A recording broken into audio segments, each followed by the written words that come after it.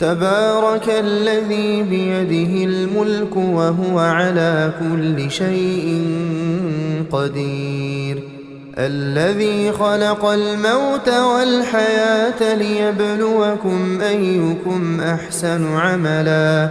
وهو العزيز الغفور الذي خلق 7 سماوات طباقا ما ترى في خلق الرحمن من تفاوت فارجع البصر هل ترى من فطور ثم ارجع البصر كرتين ينقلب إليك البصر خاسئا وهو حسير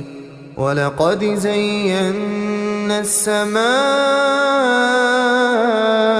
الدنيا بمصابيح